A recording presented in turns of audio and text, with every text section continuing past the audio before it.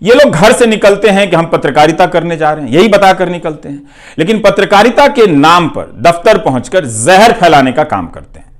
केवल जहर ही नहीं, जनता तक दूसरी सूचनाएं ना पहुंचे, जनता की बात सरकार तक और जनता तक ना पहुंचे, इसके लिए गजब गजब का प्रपंच रचते हैं। लेकिन अब जनता कुछ कुछ समझने लगी है, समझ रही है जनता कि नफरती डिबेट से उसका भला नहीं हो रहा है। जिन बच्चों को डॉक्टर बनाने में ध्यान देना चाहिए, वे दंगाई बनाने के खेल में फंसाए जा रहे हैं। उसकी मानसिकता का प्रसार हो रहा है। तो कोई भी नहीं चाहेगा कि उसका बच्चा दंगाइयों की मानसिकता के साथ बड़ा हो। तो अब यहां से बदलाव का रास्ता खोजा जा रहा है।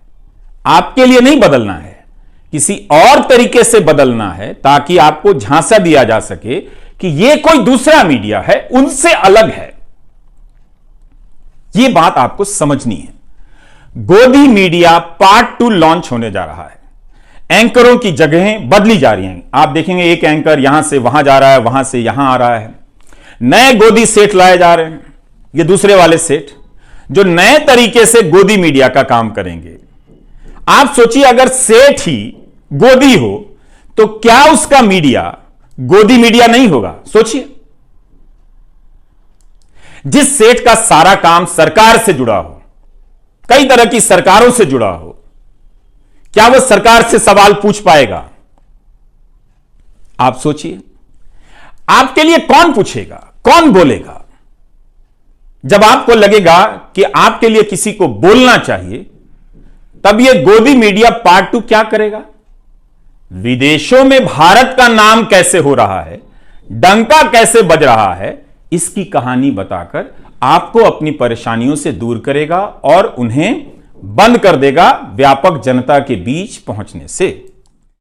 आपकी तनख्वाह 4 साल से नहीं बढ़ी है, बच्चों को पढ़ा नहीं पा रहे हैं, अच्छे कॉलेज नहीं हैं, और गोदी मीडिया इस पर बात नहीं करेगा।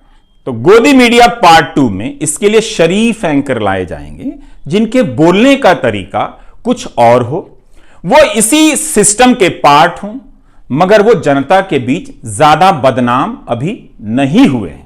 तो ऐसे लोगों के हाथ में यह कमान सौंपी जाएगी और गोदी मीडिया पार्ट 2 लॉन्च होगा। इसलिए बताना चाहता हूं कि दुनिया में भारत की क्या स्थिति है, इसके नाम पर एक तरह से आपको चांद दिखाकर आपसे निवाला छीन लिया जाएगा। इसलिए गोदी मीडिया पार्ट 2 के खेल को ध्यान से आपको समझना है। इसमें आ रहे सेठों के धंधों पर नजर रखिए, उन धंधों को समझिए कि क्या है, कैसे मिला है, और उन धंधों को लेकर किस तरह की बातें हुई हैं। हमारी आजादी की लड़ाई की विरासत हैं, इन्हें भी छापा पड़ने और बिजनेस डूब जाने का डर रहा होगा, मगर ये उस डर से उस वक्त बाहर आ गए।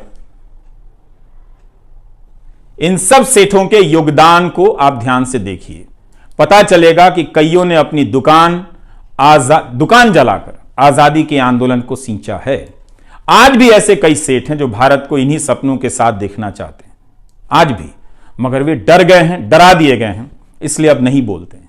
एक छोटा सा किस्सा और, 1937 में कांग्रेस ने कई प्रांतों में सरकार बनाई। इसी से जुड़ा जीडी बिरला का एक प्रसंग है। तब जीडी बिरला ने अंग्रेजी हुकूमत के अधिकारियों से कहा था कि कांग्रेस केवल संविधान के हिसाब से काम करने नहीं आ रही है, बल्कि आजादी के लक्ष्य को आगे बढ़ाने के लिए सरकार में आ रही है।